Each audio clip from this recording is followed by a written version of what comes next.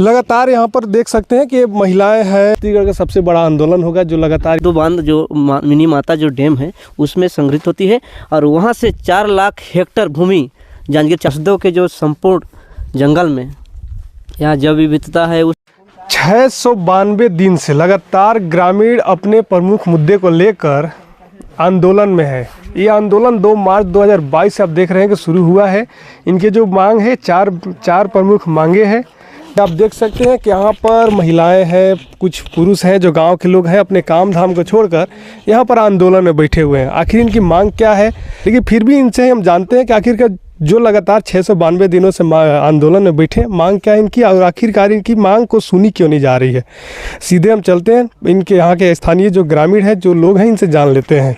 लगातार यहाँ पर देख सकते हैं कि महिलाएं हैं, पुरुष हैं, लगातार 692 दिनों से यहाँ पर बैठे हैं। इनकी 4 मांगे हैं जो कि हंसदेव अभयारण्य बचाने को लेकर, जो जंगल कटाई हो रहा है उसे बचा रहे हैं, बचाने को लेकर बहुत सारे कई मांग हैं। लेकिन इनसे हम सीधे इनसे समझते हैं कि आखिरकार मांग क्या है, आखिर इनकी मांग को सुनी क्यों नहीं जा रही है। आपका क्या नाम है? जी, मेरा नाम रामलाल करियाम है। अच्छा, ये आप लोग आंदोलन में 692 दिन हो गया, मेरे ख्याल से लग रहा है छत्तीसगढ़ का सबसे बड़ा आंदोलन होगा जो लगातार इतना दिनों से चल रहा है। आखिर मांग क्या है आप लोगों की, क्यों सुना नहीं जा रहा? जी, हमारा मांग यही है कि जो हंसदेव के जो संपूर्ण जंगल में यहाँ जैव विविधता है उस जंगल में मतलब कोल माइंस ना हो। मतलब हमारी मांग यही है कि मतलब इस क्षेत्र में कोई भी कोयला खदान ना हो। कोयला खदान से आपको दिक्कत है कि और कुछ कारण और है? जी, इसमें कोयला खदान से दिक्कत भी है और कुछ कारण भी है। देखिए, यहाँ पे इस जंगल में बड़े बड़े जानवर हैं, जैसे हाथी हैं। आज हाथी यहाँ से भटक रहे हैं। और दूसरी चीज़ है, ये जंगल मतलब इतना जैव विविधता से परिपूर्ण है और ये जंगल पूरे छोटे छोटे नदी बहा के एक हंसदेव बांध जो मिनी माता जो डैम है उसमें संग्रहित होती है और वहाँ से 4 लाख हेक्टेयर भूमि जांजगीर चांपा में सिंचित मतलब वहीं से पानी जा रही है। तो वही कितना बड़ा लाभ हो रही है। अगर खदान यहाँ पे हो जाएगी, खदान पूरा जंगल को काट देगी तो नदी सूख जाएगी, जानवर भटकेंगे, मानवदुआन बढ़ेंगे और पूरे यहाँ के हमारे जो आदिवासी जो भाई हैं उनकी संस्कृति हमारे साथ ख़त्म हो जाएगी। तो कितना बड़ा अन्याय हो रहा है। जिस जंगल के बचाने के लिए आप लोग बैठे हैं, इसका क्षेत्रफल की अगर बात करें तो कितने दूरी में ये जंगल है और कितने का लगभग? देखिए, इसका क्षेत्रफल है 1,70,000 स्क्वायर फीट मतलब लंबा चौड़ा है। इतना बड़ा जंगल भारत के फेफड़ा कहने वाला जंगल है हंसदेव अरण्य।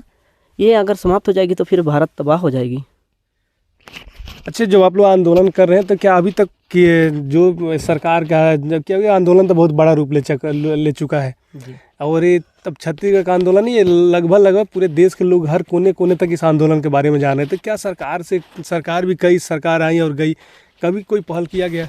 नहीं, देखिए क्या है, पहले शुरुआत में यहाँ पे कांग्रेस की सरकार थी। कांग्रेस की सरकार ने यहाँ पे स्वीकृति दी। लेकिन क्या है, अभी जो आई है सरकार, उसको जो स्वीकृति को निरस्त कर देना चाहिए। जब इतना बड़ा आंदोलन बन चुके हैं तो अभी जो सरकार है वो बोल रही है कि नहीं कांग्रेस की स्वीकृति दी हुई है। तो भाई हम तो बता रहे हैं ना कि भाई यहाँ पे गलत हुआ है, आप उस स्वीकृति को आप निरस्त कर सकते हैं। अब हमारे क्षेत्र में आदिवासी आप मुख्यमंत्री बने हैं पहली बार, तो कम से कम उसको तो आप देखते हुए आप उसको निरस्त कर देना चाहिए। तो मुझे लगता है यहाँ पे कांग्रेस और बीजेपी आरोप प्रत्यारोप लगा रहे हैं। ये नहीं होना चाहिए ना, लोगों के पास भेदभाव नहीं करना चाहिए। जब यहाँ पे कांग्रेस आती है, कांग्रेस बोलती है कि नहीं वो स्वीकृति दिया है, भाजपा आती है, भाजपा बोलती है कि नहीं वो स्वीकृति। क्या है, हमको अब एक फुटबॉल की तरह का बना के रखे हैं और पूरा स्कोर अडानी को दिया जा रहा है। अच्छा, ऐसा भी कहा जाता है कि चाहे नियम प्रावधान भी है कि गांव में कुछ भी ऐसा होता है तो गांव के पंचायत के लोगों का एक जो होता है एनओसी लिया जाता है। तो आप लोग एनओसी दिए होंगे या सरपंच के द्वारा, तब तो खदान खुल रहा है? नहीं, देखिए यहाँ पे हमारे यहाँ पे जब खदान के लिए जो परसा खदान के लिए इन्होंने 3 बार ग्राम सभा में आए एजेंडा लेके, लेकिन तीनों ग्राम सभा में विरोध हुआ।